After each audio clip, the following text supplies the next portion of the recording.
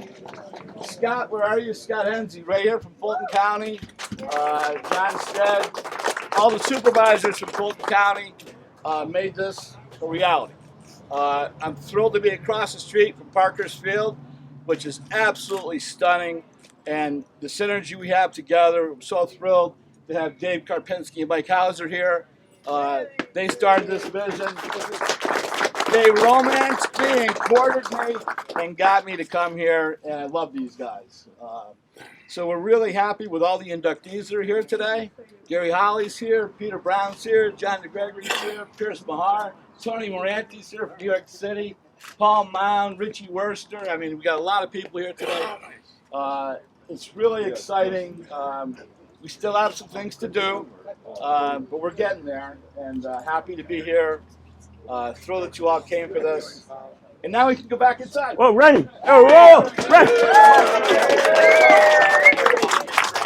did it on the wrong side!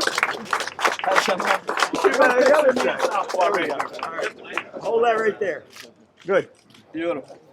Thank you. We can go back in now.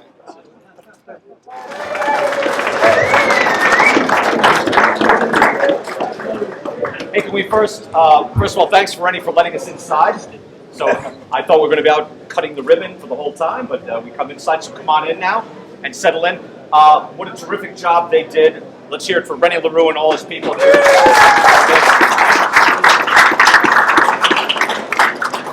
And thank you everybody for coming. It's really a nice gathering, and it's nice to see so many people here, so many people that care about baseball and the community of baseball. We got a movie playing. You know, we just come off the National Baseball Hall of Fame induction ceremony, and I was arguing for years on my TV show about Fred McGriff to get inducted into the Hall of Fame, and this year it finally happened, and I was able to say the words Hall of Famer Fred McGriff, and it just pointed out to me that, you know, we think we'll remember what we were thinking at the time when things were happening. And the truth is we don't. And we think we'll have the place and time and we'll understand what we were thinking at the time. And the truth is we don't. We think we'll remember, we think we'll look back and look at our glorious times and we'll have it all vividly in our imagination. But without places like the Baseball Hall of Fame, without places like this now, the New York State Baseball Hall of Fame, we don't. It recedes in our own minds and our own memories, all the things that we held important and dear, and it kind of slips away, gets condensed into our memories and into history. And the new generation does not know. And more so than ever, this new generation does not know. And they're not going to remember these things without institutions like this to illustrate and show and vividly point out what happened and what was important, what was glorious, what was fun about our lives, what was fun when we were kids and we were watching. Already I've had conversations about Carl Yastrzemski and, you know, old Bobby Mercer and a lot of players that we all saw when we were kids. And it's vitally important. You know, I told the story last week.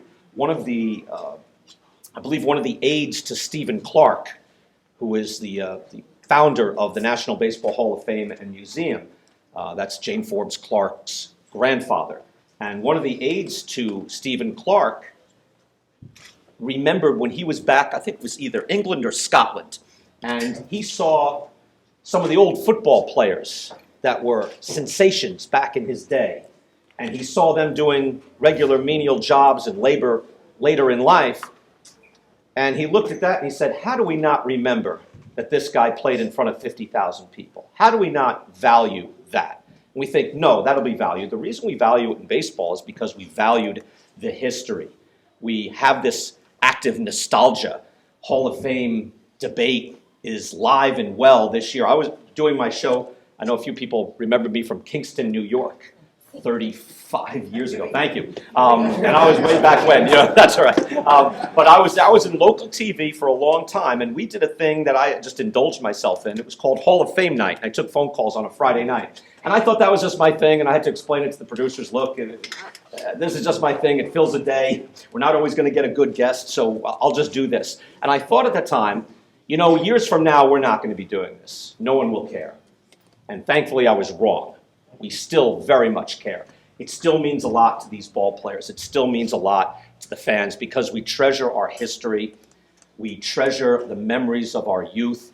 And what I love about this Hall of Fame more than anything, again, I was in local TV for 11 years.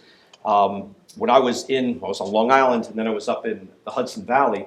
And I remember the longtime coaches, the coaches that were at high schools for 35 years, guys known as the Dean of Local Coaches. And I'm not as familiar with a lot of the Capital District people that are up here, Section 2, as we knew it back then. But I remember those coaches and how these people led meaningful lives. And that was for all coaches of all sports, male or female.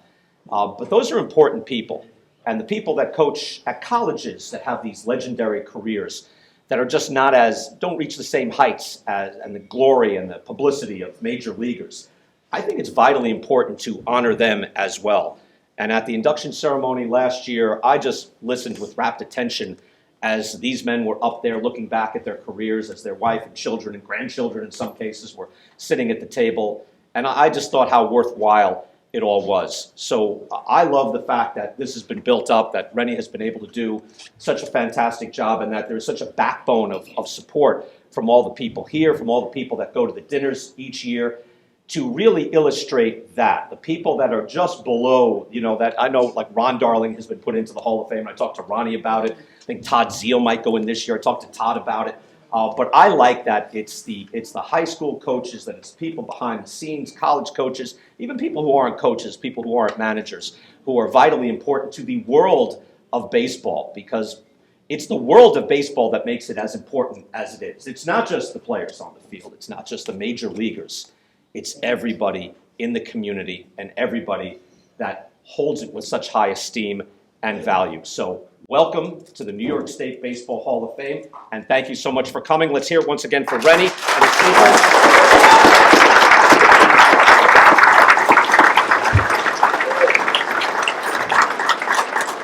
Fantastic grandstand across the way, too. I can't wait to get a little tour going over there. And really, what a great baseball field this area is. And I hope through the years, it just builds and builds, and more people come here. And they've done a fantastic job in getting it up to speed. But just to have it ready to go is the important part. And now from here, it can just build. So I hope in years to come, it builds and builds. Let me bring in a special guest. That's Southpaw. Southpaw, why don't you come on over? I am just telling Southpaw that you were a promising left-hander at one point. What happened? Arm fell off.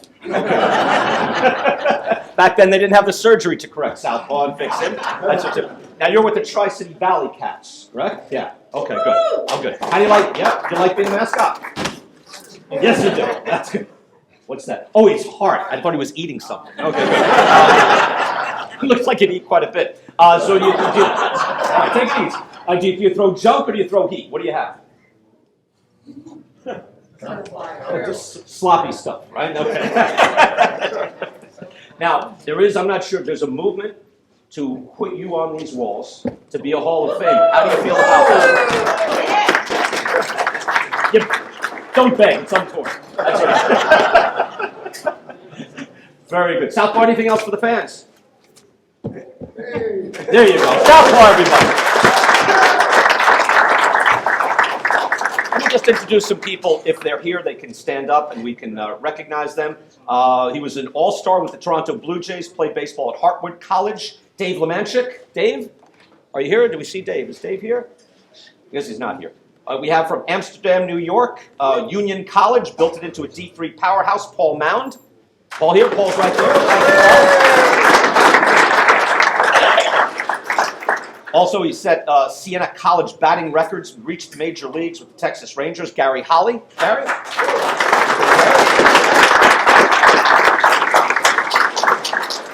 Also from Siena College, starred in the Albany Twilight League for many years, John DeGregory. John, there's John right there. John, thank you. Built the program at Adelphi College. Also a coach with the Yankees, Dom Scala. Dom Scala. Is Ray Negron here? Ray Negron, New York Yankees? No, Ray is not here. Glens Falls was a minor league pitcher with the Twins and the Chicago Cubs. Peter Brown. Peter, there's Peter.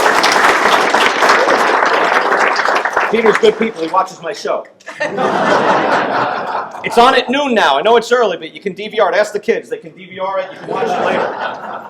People said, I don't see it. It's too early. It's like, you can there's ways of doing that now. All right. Also, there's youth baseball benefactor, collegiate pitching coach, Lou Bernardi. Is Lou here?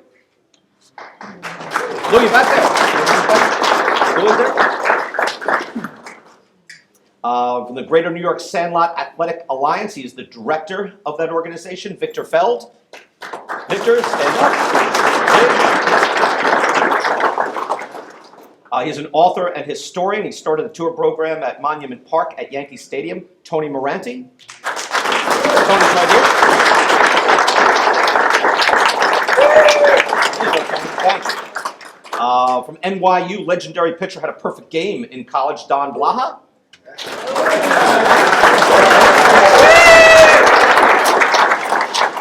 Don's still in shape. Look at that. With the Houston Astros minor leaguer, one of the best catchers in New York State, Don Birdie. There's Don back there. Orange shirt. You can tell he's a catcher. There you go. That's a compliment, Don. You're in shape. You got it going. I don't want to get in trouble. Played in the Twilight League. He was an all-star, former head coach at SUNY Albany. Doug O'Bray.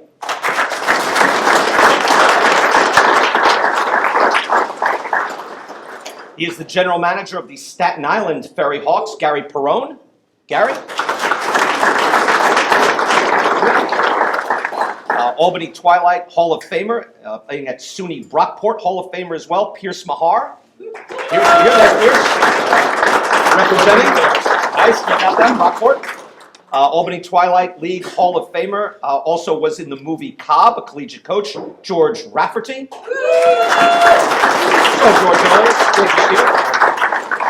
And also a star catcher at St. Bonaventure, was also an actor in The Natural. He is Kevin Lester. Kevin, are you there? There's Kevin. Kevin, is that the bat? Is that the Wonder Boy bat? That is the Wonder Boy bat from The Natural. I don't want to. Yeah, no, I don't have gloves. I have gloves. I would. I think we're good. I think. Where are you, Rennie? Rennie, why don't you come up and just chat with the people and tell people about how this came about, just briefly. Rennie LaRue, please, one more time.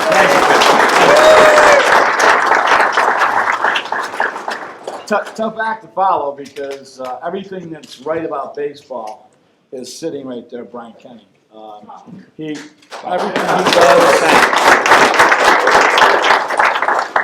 And if any of you were at Cooperstown last weekend, he's the master of ceremonies there. And he gets to meet all the greatest of the greats, and he introduces them when they come into town, and then he introduces them the next day when they get inducted and the people that come, and does an absolutely superb job.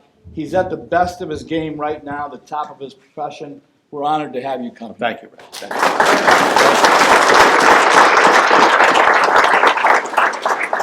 So part of the recipe for why this is important is the fact that we have John DeGregory, Gary Holly,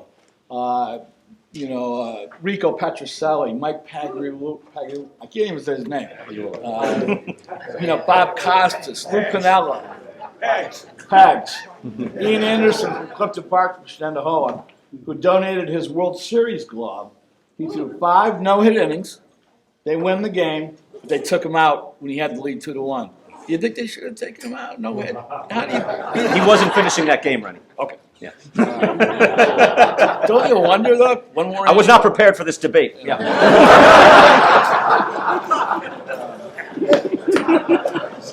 So, the diversity of what we have here.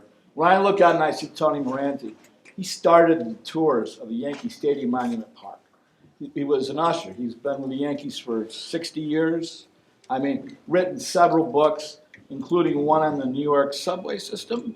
No, baseball, the New York game. Baseball, the New York game. Fabulous writer. We have a lot of great writers here today. Peter King is here. David Petruccia's here. I'm really thrilled to see Don Blaha here, who is one of the greatest athletes in upstate New York. Tennis, golf, high jumper in college, basketball, baseball. One of the greatest all-around athletes. We're honored to have you here today.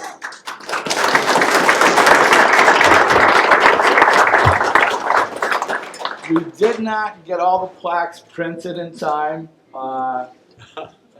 Wasn't happy about that fact, so if your plaque is not there, it will be this week. But we got as many as we could done. We're not done here. This is the beginning. It's a start. I know nothing about decorating, so this is not. Thanks to Dave and Mike, who their wisdom prevailed pretty much on this, and good thing for them. Word about Mike and Dave. Mike Hauser was the first guy who called me. Didn't know him. Come on out to Gloversville. I want to show you what we're doing.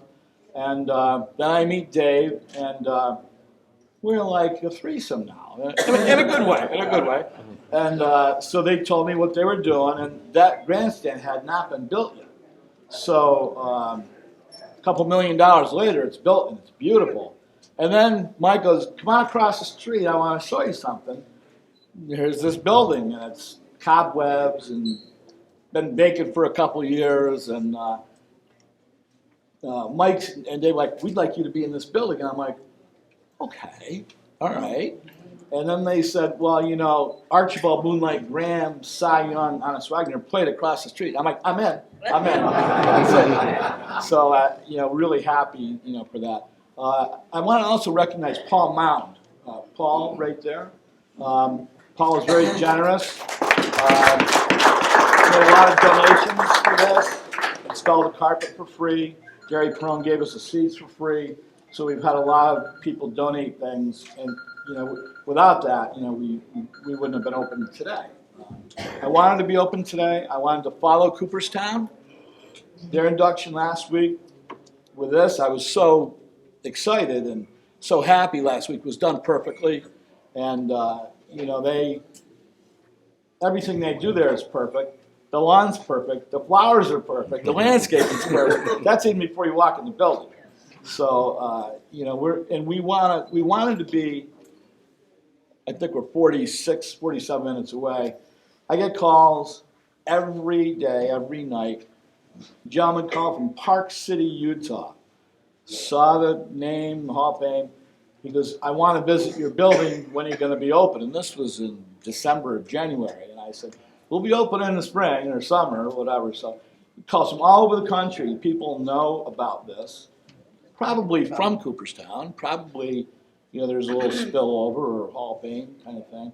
I know if you put GPS in your car and you put New York State Baseball Hall of Fame, it takes you to Cooperstown. So you guys got to fix that. So. Rennie, if I can, I'll just throw in. If any of you remember, if you've ever seen photos, I'm a collector of those old Hall of Fame books that they put out. The early days, and I mentioned Stephen Clark, the founder of the museum, the early days of the museum, very modest. Again, they put up a little glass case. They had the Doubleday Ball. That was their featured exhibit. But, it'd just be benches, and there was a little gift shop, and Stan Musial's locker was just sitting there, and they built from there. They've had 80 years, to build up and get to the sophisticated level they're at now. But early days of the Hall of Fame in Cooperstown were not unlike this, where you start and then you build up the collection as you go. So, it's very reminiscent of the actual Baseball Hall of Fame that's in Cooperstown. The first in New York State. Now, this is next in New York State. Yes. There's a lot of things happening here at the same time. And one of the things, I'm probably a baseball fan, but also a Yankee fan. And our first exhibit, dedicated exhibit, is Thurman Munson, back on the wall. I know Brian's a fan. We inducted him a few years ago, packed house. The Munsons came from Canton, Ohio. Wonderful people. They sent us a video for this here today. He hadn't been inducted into anything when we inducted him. And he played hard. He played to win. And if the Yankees had him today, it'd be a different story. So, he'd be like 70-something. He'd still be catching, too. But, it was a thrill to induct him. On the back wall, Johnny Padres is from Witherby, New York. Johnny Padres won Game 7 of the 1955 World Series for the Brooklyn Dodgers, and I fell in love with the Brooklyn Dodgers. How can you not? I mean, in our theater room at 2 o'clock, we're going to show a movie called The Best We Have. It's about Carl Erskine, who's 96 years old. He's the last of the Boys of Summer. And we have that documentary here in the theater, 2 o'clock. So we're, that Brooklyn Dodger was a family. The players would live over the hardware store in the wintertime and live in the community. We put Gil Hodges in here before he made Cooperstown, and we made an effort to get him.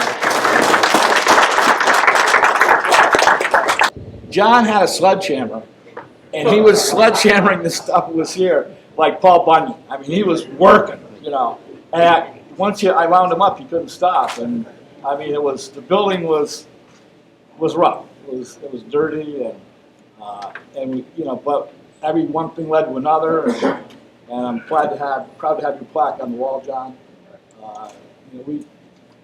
Everybody that's here, I thank you so much. It's been, really a labor of love.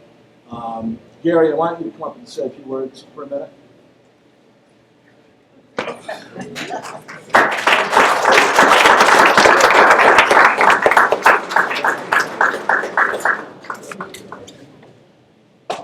I have no idea I'm going to be standing here right now.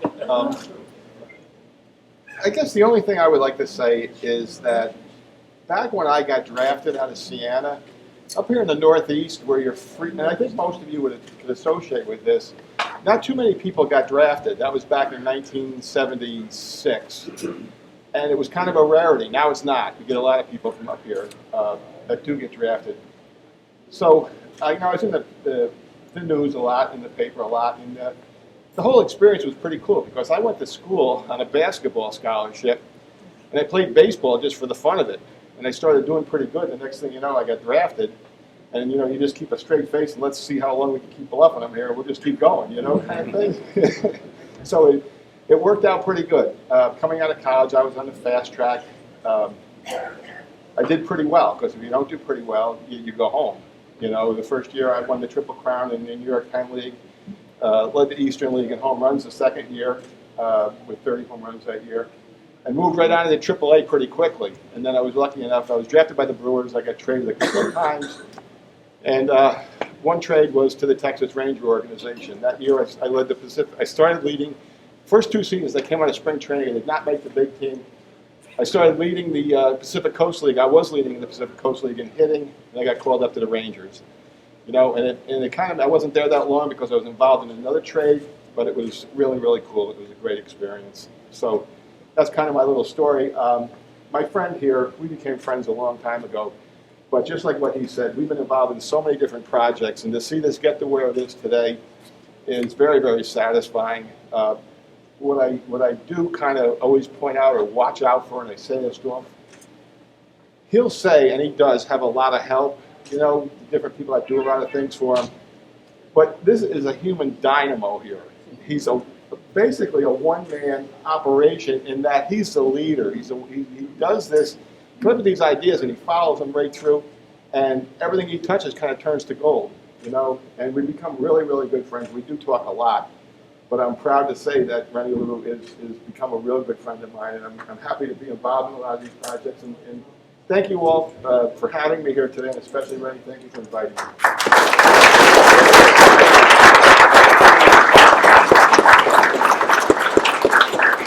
Checks in the mail, Gary. John and Gregory, come on up and say a few words. You were the first person here to wield that sledgehammer. I want to hear from you.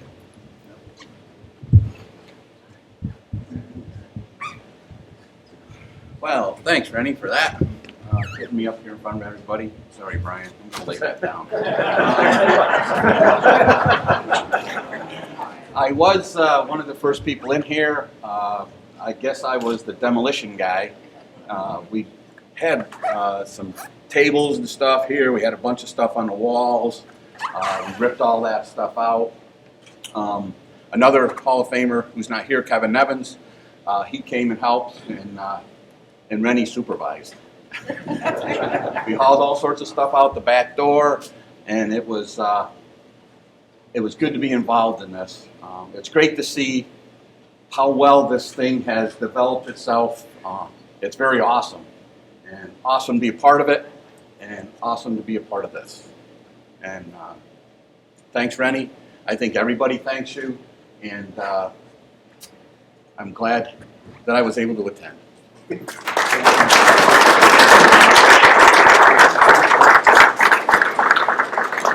Bill, come on up. You're in the front row. Say a couple of words here. Nice going. There's a lot of people that are going to get thrown under the bus. So, When Rennie called a couple weeks ago and asked me to come up here, I said to my wife, in fact, on the ride up, I said, watch, it'll be you, me, and Rennie. I'm really glad to see I was wrong. It's great to see this many people here. I am amazed at this place. It is absolutely gorgeous. And if you haven't gone in the back to see the theater, you're missing out. Rennie, thanks again.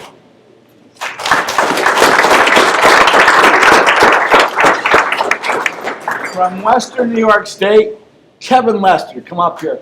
Kevin was the catcher in The Natural, and that's the bat Robert Redford used in the movie, the Wonder Boy bat.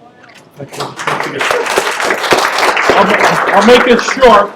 Just a quick anecdote. When I was in 7th grade at a Catholic grammar school in Buffalo, New York, I was the second baseman. The catcher got hurt. Coach says to me, "Kevin, you're going to have to be our catcher now." I said, "I don't know anything about catching." He says, "Well, go buy a book on it."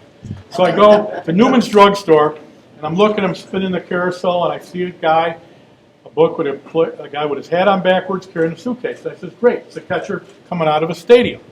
I take the book home, I'm reading it, and boy, this isn't about baseball. The book was The Catcher in the Rye.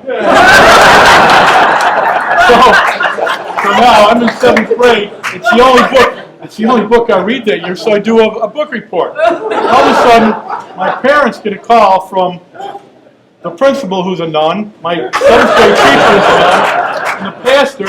They got to come and meet. They want to expel me from the school because back in the late 50s, early 60s, The Catcher in the Rye was banned in the Diocese of Buffalo. One other quick thing: when you never know if you're going to get a. I never did my whole life in baseball to get involved in any Hall of Famer thing. I got a call from Rennie, and he says, "Hey, I read about you from St. Bonaventure and the Buffalo Bisons and the movie The Natural and youth programs and everything." And he says, you're nominated for the New York State Baseball Hall of Fame. So I look it up, and he calls me again, and he says, "What are your thoughts?" And I says, "Well, I just want to know." I said, "When I'm standing there with Tina Martinez and Lou Piniella, what are people going to say?" Rennie says to me, "They're going to say, 'Who are those two guys standing with Kevin Lester?'" But it's great. One other thing, people always say to me, "Tell me about your baseball career." And I says, "Well, I never played in the major leagues, but it seems like my whole life in baseball was major league. And for you young people out there," and I saw a bunch of kids, "just keep participating. You don't have to make it to the major leagues. Participate, enjoy what you're doing, keep working at it." I had a chance out of St. Bonaventure. A couple of scouts told me to go to Florida because they're always looking for catchers. And I said, "You know what? I just got a job teaching in Williamsville, New York. I'm getting married in June. A guy named Cy Williams, who was a great scout, says, 'I know I can hook you up with somebody in Florida.'" So I called my college coach, Fred Handler, who is also inducted. He's up there somewhere. And I says, "Coach, I got a shot. I can go. I didn't get drafted, but a few scouts told me they could set me up." I says, "I'm getting married to Janet in a couple weeks. I got a job. What should I do?" And I think he looked at my stats and he said, "Get married and take the job." Again, this is great. Thank you, guys. Thanks.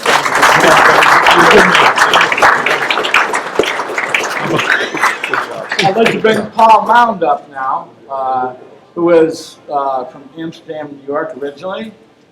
Tremendous baseball coach, youth coach, collegiate coach, Paul Mound.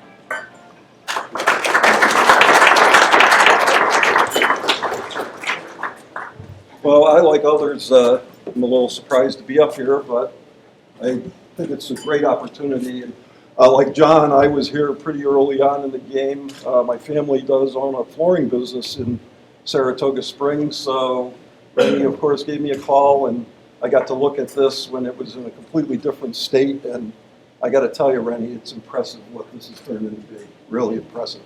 Well, like many, I've been around this game for a long, long time, and for me, it's pretty special because, as Rennie just said, I grew up in Amsterdam, not far from here.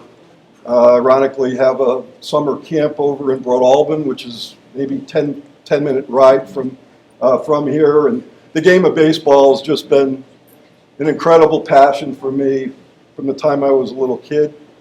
Got to really experience all kinds of tremendous things through the game. Went to high school in Amsterdam High, and for years and years we held the Guinness Book of Records for the most consecutive wins in the history of the game. So, Little Amsterdam, New York. A lot of guys that I played with went on and played high-level minor league baseball or Major League Baseball in some instances. Most recently at Union College, and been fortunate enough to turn that program into something special. We even had a boy who's currently in Major League Baseball. Very proud of him. I believe he's being inducted in November, a boy named Jake Fishman. One of the greatest things as a coach that you can ever experience is, as Jesse Braverman would well know, watching one of your boys make it to the show. And so last July on the 31st, when I was supposed to be heading down the thruway to do a recruiting event on Long Island, I get a call from my kid who says to me, Don, as in Don Mattingly, says I'm pitching today. And he was a nervous wreck. And I told him, I said, listen, you're one of the greatest left-handed pitchers, southpaw, that I've ever been around, okay? And so you just go out there and play the game with the passion and the love that you have. So I'm sitting there, told my assistant coach, we're not getting on the thruway. We got to watch, we called him Fishy, named Jake Fishman. Ironically, pitching for the Florida Marlins. And so, as luck would have it, Jake made his major league debut against the New York Mets in Miami. And so, of course, I'm watching him, and the first batter he's facing is Francisco Lindor. And then he handled a lot of guys. He threw 3 1/3 innings of scoreless baseball against the Mets. And then, of course, as professional baseball would have it, the next day he got sent back down. But he did come back, spent the rest of this past year pitching for the Marlins. And, you know, how great is that, right? The game seems to have always followed me around. I told Rennie, here I am in Broadalbin, New York, on Sacandaga Lake. And my next door neighbor walks up to me. I got a Union dry fit shirt on, and he says, you're a baseball guy. I said, yeah, I am. He said, so am I. And I'm looking at this guy who's in his mid-30s, I guess, maybe late 30s. And he said, I'm retired from the game. I said, oh, you're retired from the game? He said, yeah. He said, my name's Wade Davis. He's my next door neighbor in Broadalbin, New York. And for those that don't know, Wade Davis is a 3-time American League All-Star and a Rolaids Relief Award winner. And he is right here in Little Broadalbin, New York, hanging out. So, Rennie, thanks. It's been a pleasure, and thank you very, very much.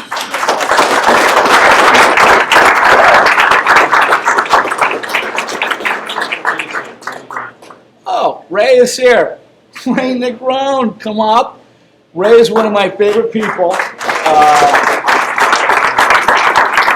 Ray came up from New York. He's been with the Yankees over 50 years. He personally worked for George Steinbrenner. He was Billy Martin's guy. He was Thurman Munson's guy. And he was Reggie Jackson's guy. And if anybody knows where the bodies are buried, it's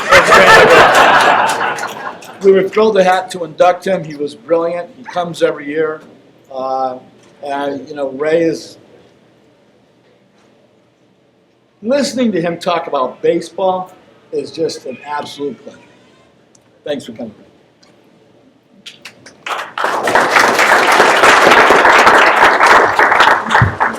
First off, This man is incredible. He's the hardest working man I've ever seen in baseball. I mean, unbelievable. Next to George, that is. I mean, because he's relentless. He goes and he got this done. I mean, this is unreal, and I have to give you a hand for that. When he said he was going to do it, there was so many doubters, and they said they would never get it done, but it did, and I'm so happy about that. Brian Kenny, I mean, he's a superstar in his field, you know, and when you come in and you see him standing there, I go, wow, it's like Mel Allen and guys like that. Thank you. And I mean that, seriously, Thank you know.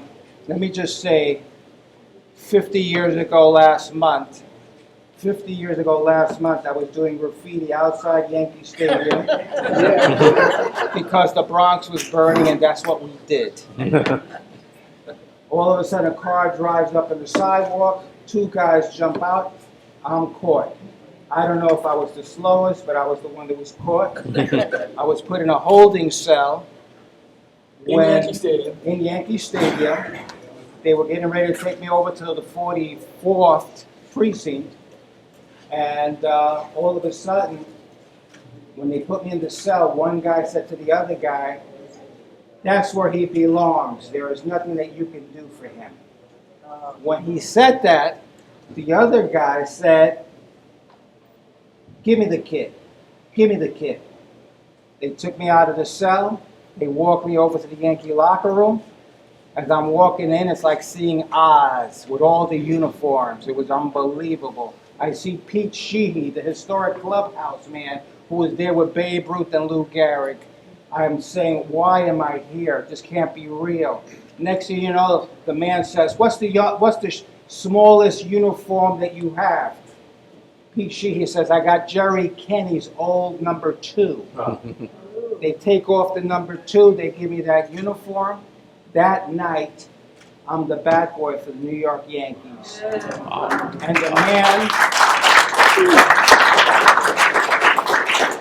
the man that caught me was none other than 42-year-old George Steinbrenner. Okay? I spent the next 38 years in and out of the stadium. I got to see the most incredible people, including the wonderful Tony Morante, who was there since '58. Okay, Mr. Steinbrenner, I saw him do some wonderful things for him. Okay, and because of that, he was always a hero to me. And when he inducted him, like he says, who should we put in? And I said, one of the most historic guys there today is Tony Morante. And Tony was there with everybody, and that's why he was the guy that would give the tours. And again, I say, I'm thrilled to see you. I'm thrilled to see you. I'm thankful of you. And I just want to say, in closing, Thurman Munson,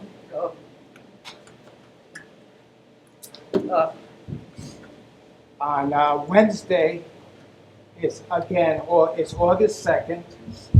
It's the anniversary of him leaving us. I used to drive him to Teterboro Airport.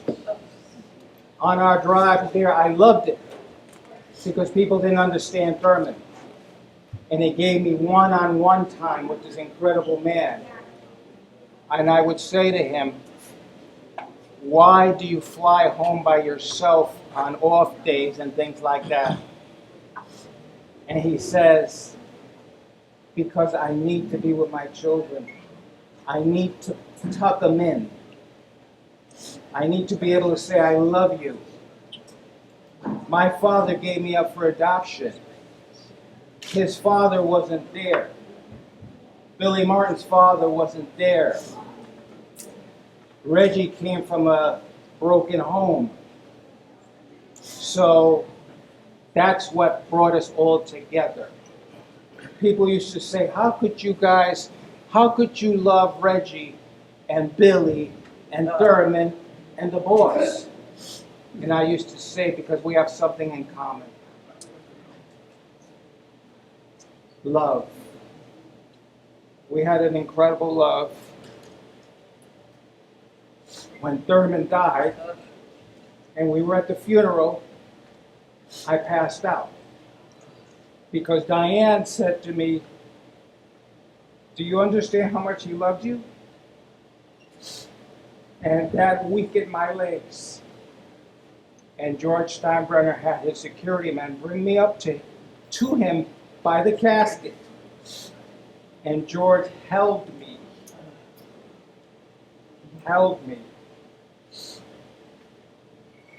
To say I've never gotten over the death of Thurman Munson. It hurt more than a family member. And in my home, there were 6 boys. I'm the only one that's alive. There were 6 boys. I'm the only one that didn't go to prison.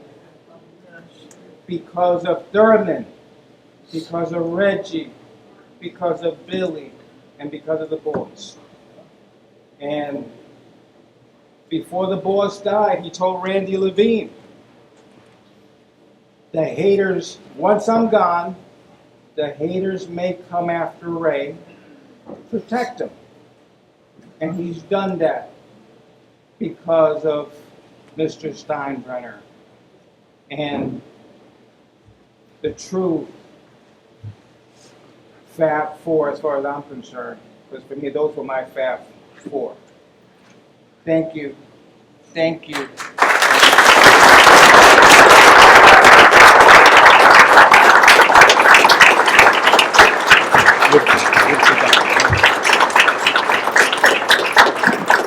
Thurman used to send Ray over to McDonald's across the street, right? To get him the Big Macs and the fries. And he was Don't forget the vanilla shake. in a vanilla shake. And didn't you tell me he was also a chocolate chip cookies and milk kind of guy? Thurman loved his cheeseburgers. Yep. When I walk into the clubhouse, he'd be looking for me and he'd say, "Ray, 2 cheesies!" Better whole ass over there, bring those 2 cheesies. I want to bring up 2 guys now that are best friends. They're linked. They're tremendous baseball players. Don Birdie and Doug O'Bray. Please come up.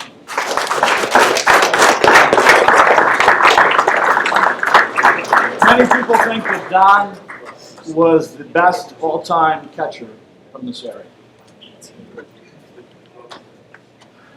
First of all, Randy, thank you very much. This is very humbling. I don't know what I'm kind of doing up here with us, but I got a great story that I'd like to tell you about, and some of the old timers will kind of really understand this. I was lucky enough to be called in 1982 to go to spring training, big league camp with the Houston Astros. And my second day in the camp, they called me over to catch Nolan Ryan. So it was pretty impressive. You know, I'm catching in the bullpen, and guys are checking me out, checking my heart rate and everything, and it was kind of exciting. The 4th day we went out, and it was batting practice. And I had a new glove contract that day, brand new glove going out. And we went out, Nolan's throwing, Phil Gardner's hitting. Phil Gardner's hitting bomb after bomb after bomb after bomb. Then Nolan starts throwing curveballs, breaking these curveballs off. But it's batting practice, so we're hitting the ball, and it's just batting practice. Then Nolan goes, "I'm going to start throwing changeups." Well, he starts throwing changeups, and I look up to Phil. I go, "That's not much of a change from his fastball." And he goes, "That's because he hasn't thrown his fastball yet." So batting practice is basically getting over, and we went through 15 minutes, and it was great. And the pitching coach goes to Nolan, "Okay, Noli, last one." And Phil goes, "Hey, Noli, let's see the express." So Nolan took off the mound. He did a circle, came back on the mound, did his wind-up, threw the pitch. Phil didn't swing, and I missed the ball. Tipped the top of my glove, and Phil turns around to me and he goes, "What do you think of his fastball now?" So needless to say, that was my greatest spring of my life, getting to catch Nolan Ryan every time he threw. He's, "Birdie, let's go catch him." So again, Rennie, I thank you for this time. I appreciate everybody being here. This is phenomenal. Thank you very much.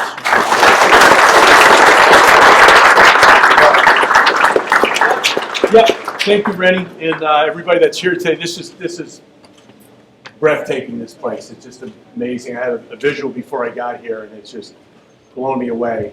And I'd like just, say thanks again, and great to be here. I don't want to take anything away from the big league guys, but I was thinking, they work so hard to get to where they are. They put these numbers up in the big leagues, but there are a lot of guys out here that I look that are coaches and guys that did for kids in baseball that work just as hard. And I see like the Craig Phillips that just put up all kinds of numbers, and area coaches that, and Paul Mound, and guys that have done a lot for the younger generation and also the collegiate leagues. And I just finished my 30th year of the Doug Overy Baseball Schools, and I'm very proud of that, to be able to still get out there and get these young kids from ages 8 to 18 and get them to have a passion for the game and keep baseball alive in New York State. So, congratulations, everybody's here. So good to see a great turnout, and I look forward to getting back here and visiting and seeing some more stuff here. Thank you.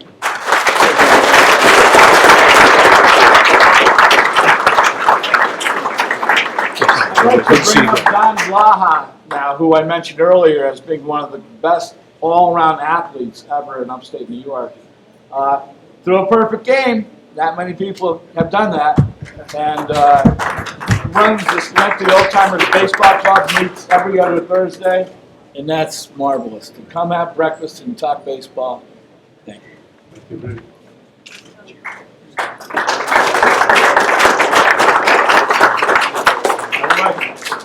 I wasn't going to say it, but I'd be remiss if I didn't mention something about Gary Howley. I was just telling this story. Our kids now are 53 and 56 years old.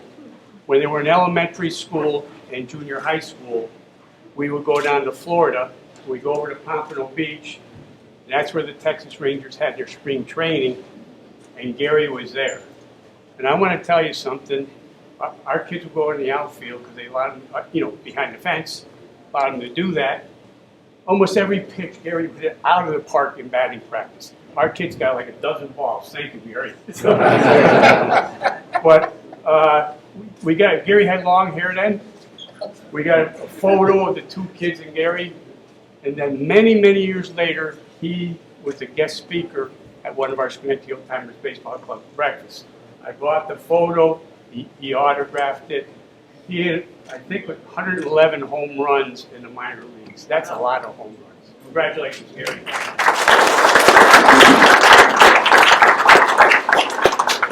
This is going to be very brief. I am very proud and humbled to be a member of the New York State Baseball Hall of Fame with all these great athletes.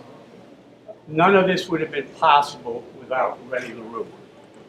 Unlike most, Rennie had a vision and a passion to put this all together. And look what he did. Fantastic job, Rennie.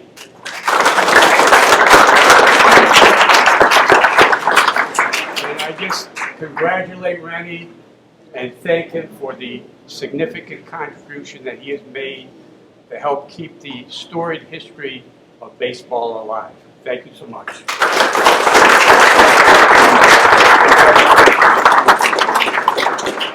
Kind of connect people, right? I connected Rennie with Dave Karpinski.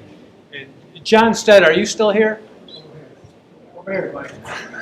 John, come on up here. You got to be part of it. So John Stead, I connected these guys. John Stead helped with the funding. Fulton County believed in us. I don't know what to say. We're honored to add to the history of Gloversville and Fulton County. We take it very seriously with the ballpark across the street. And we just felt like with these two projects, 2 + 2 = 5. So, Rennie, thank you for believing in us and all the hard work you've done. So I'm calling you up now. You got no. Gotta come up. John Stead, Fulton County. He's driving force behind this. A man with vision also. No, way too much credit from Rennie. We had the opportunity. Sometimes people meet, or you get the business opportunity where you're talking to someone, and a light bulb goes on, and you say, there's a match made in heaven, and it can really work. And I know the Board of Supervisors felt strongly that Rennie's vision needed to have a physical place. And it's just so exciting to be here today. I've been checking in on Rennie, making sure he was working hard all week. For those of you that were wondering, everything I said earlier is true. He was busting his hump all for the last several months here. And but seeing it come to fruition, is certainly great. Local officials here are very proud, and I'll just give you a little hint. Gloversville, which is right outside one door, Johnstown, which is right outside the other door, we have started with Gloversville an effort to analyze this whole streetscape out in front here from one street about a mile to the other street, and someday I expect this to be Baseball Boulevard in this area and the whole state of New York. Oh, you did? I'll make this real brief. Thank you for all the local support. Thank you for the enthusiasm. Thank you for the donations and the support with Parkhurst and the collaboration here. This makes a lot of sense, what we're doing here. This was not an accident. I feel like some things are kind of meant to be. Meeting Rennie, understanding and seeing his vision with the New York State Baseball Hall of Fame, but not having a physical home for it. And then to see this community that supported baseball in the early 1900s with gloves and the industry in Dodgeville building bats, right? And then across the street, what we're doing with phase 1 just completed, where Moonlight Doc Graham played. You know, the Field of Dreams, people use that term like it's nothing, right? Oh, it's a Field of Dreams. So this is the real Field of Dreams. Well, guess what? That one over there is the original one. The guy actually played there, right? As well as Cy Young and Hannes Wagner. And then you look around. This is part of what grew baseball over 100 years ago. So to bring it back to this town where it belongs, and then to have Rennie's vision and his talent and his abilities to harness that energy and bring those people here, I just think this is just the start. We're going to do really good things. I ask you to follow it on Facebook, follow it on social media, share the story, be proud of what we have to offer here in Fulton County and Gloversville in particular. So thank you to the county, thank you to all the local support and all the people that have reached out. This is just the beginning, and we couldn't do it without everybody here. So welcome, fellow Hall of Famers. Thank you for making the trek to our town. I look forward to joining you in November. I'm honored, so thank you.